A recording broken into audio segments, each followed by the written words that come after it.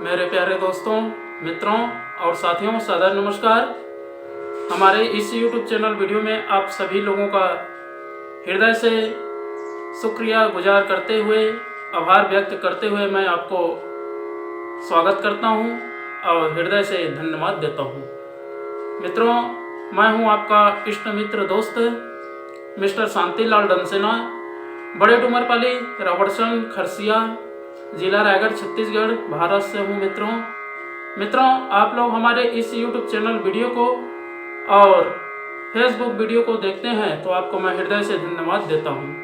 अगर हमारे इस YouTube चैनल वीडियो को पहली बार देख रहे हैं तो इसको सब्सक्राइब कर दें, बेल आइकन का जो घंटी है उसको भी क्लिक कर दें और ऑल ऑप्शन का चयन करना होगा।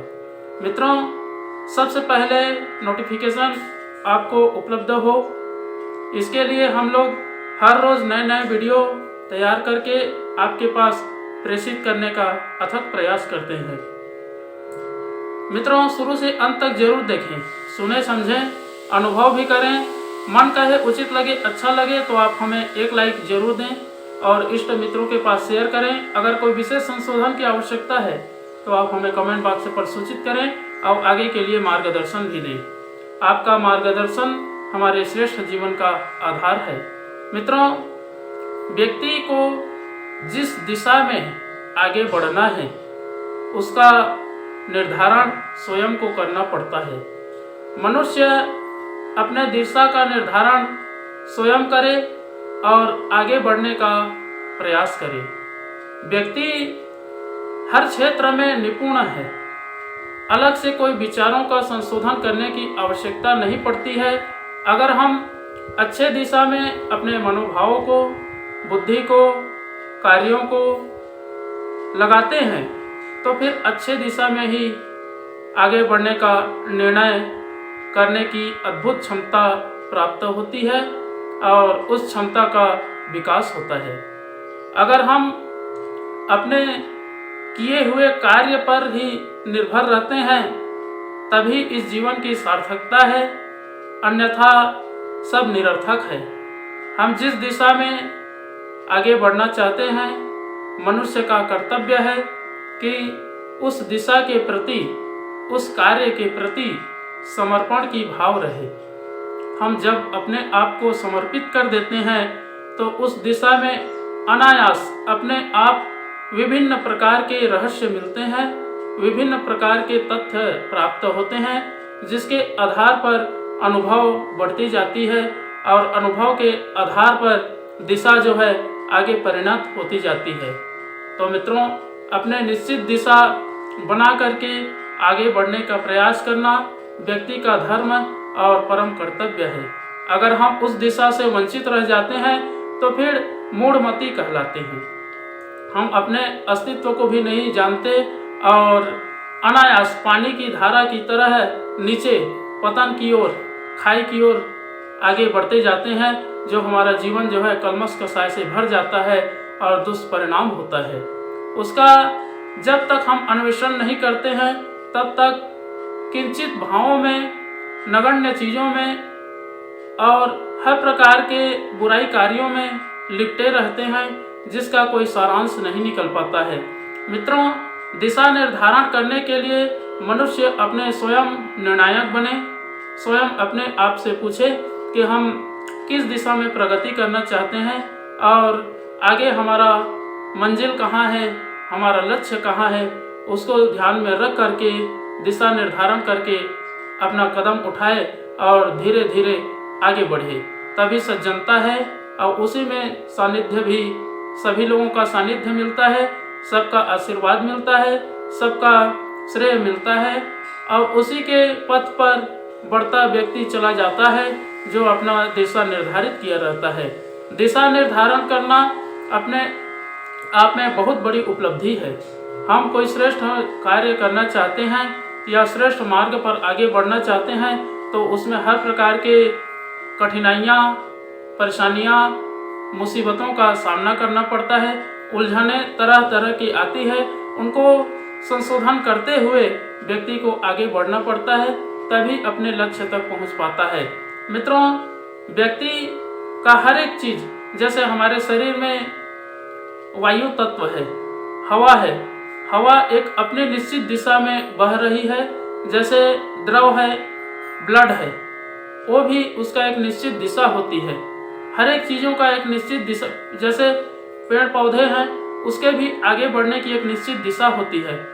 हर प्रकार के रहस्यों का एक निश्चित दिशा होता है, उसको समझना पड़ता है, जानना पड़ता है और अपने जीवन के साथ उसको घुल मिला करके चलाना पड़ता है, तभी दिशा का निर्धारण होगा और आगे पथ प्रशस्त होगा।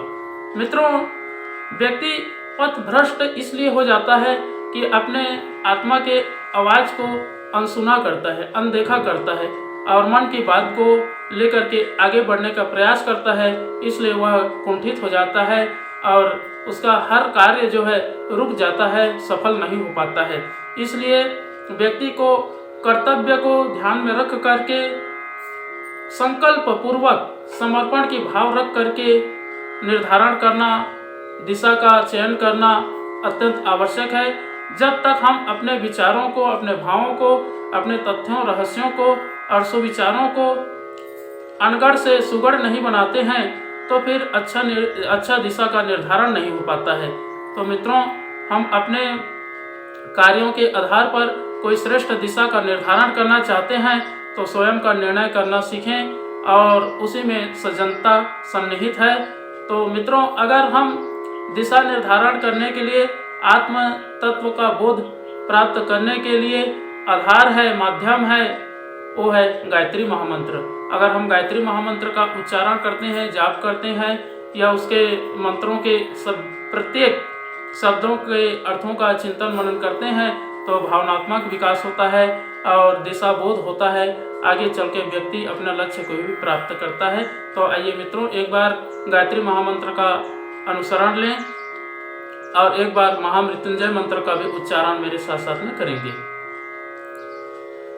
ओम भूर्भुवः स्वः तत्सवितुर्वरेण्यं भर्गो देवस्य धीमहि धियो यो नः प्रचोदयात्।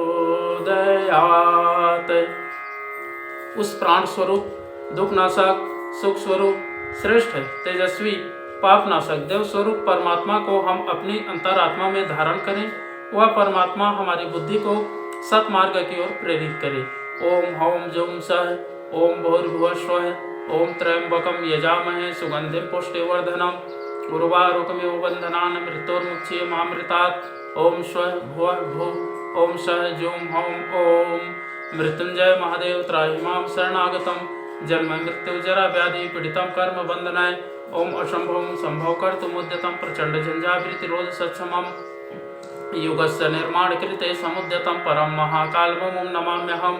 ओम अस्तो मा सद्गमय तमसो मा ज्योतिर्गमय मृत्युर्मामृतं गमय। परम पूज्य गुरुदेव वेद मूर्ति, तपोनिष्ठ, युग दृष्टा, युग प्रवर्तक, युग ऋषि पंडित श्री राम शर्मा आचार्य जी, परम वंदनीय माता जी भगवती देवी शर्मा जी और आद्य माँ गायत्री माता, धरती माता, भारत माता, प्रकृति, पर्यावरण, सूर्यदेव, महाकाल भगवान, सरस्वती माँ, लक्ष्मी माता, सभी ग्रह नक्षत्र, स्थानपति देवता, ग्रामपति देवता, अखिल विश्व ब्रह्मांड के सभी देवी देवताओं के सूक्ष्म संरक्षण में जितने भी हमारे यूट्यूब चैनल के माध्यम से या फेसबुक के माध्यम से और व्हाट्सएप स्टेटस के माध्यम से वीडियो देख रहे हैं, सुन रहे हैं, समझ रहे हैं, ऐसे प्रिय, आत्मीय, आदरणीय, सम्माननीय हमारे परम हितैषी देवतुल्य भाइयों, देवी स्वरूपा माताओं, बहनों, आप लोगों को मेरा सादर प्रणाम। ऋषि चिंतन के सानिध्य में से आज का जो एक बहुत ही अनमोल सुविचार है आपके पास लेकर के प्रस्तुत कर रहा हूँ। आज का सुविचार है मित्रों, दिशा निर्धारण मनुष्य का अपना निर्णय। बहुत ही अनमोल सुविचार है। नियति की इच्छा है कि मनुष्य ऊंचा उठे, उसे आगे बढ़ाने के लिए प्रकृति की शक्तियां निरंतर सहायता करती हैं। ईश्वर के राजकुमार को सुखी और सुसंपन्न बनाना ही प्रकृति क्रम है। उसे इसीलिए रचा और इसीलिए खड़ा किया गया है। मित्रों, इतने पर भी यह अधिकार मनुष्य के हाथों ही सुरक्षित रखा गया है कि वह प्रगति किस दिशा में करे। इसमें किसी दूसरे को हस्तक्षेप करने का अवसर नहीं दिया जाता। ईश्वर विश्वसनीयता है। उसका पुत्र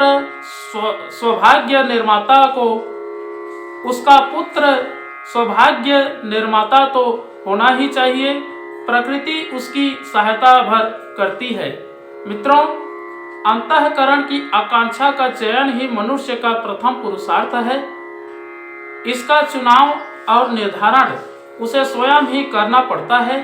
यह दिशा निर्धारण होते ही आत्मसत्ता उसकी पूर्ति के लिए जुट जाती है।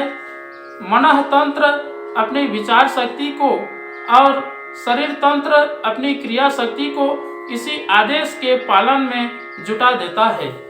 संपर्क क्षेत्र से वैसा ही सहयोग मिलता है और परिस्थितियां अभीष्ट मनोरथ की पूर्ति के लिए अनुकूलता उत्पन्न करने लगती हैं। मनुष्य आगे बढ़ता है।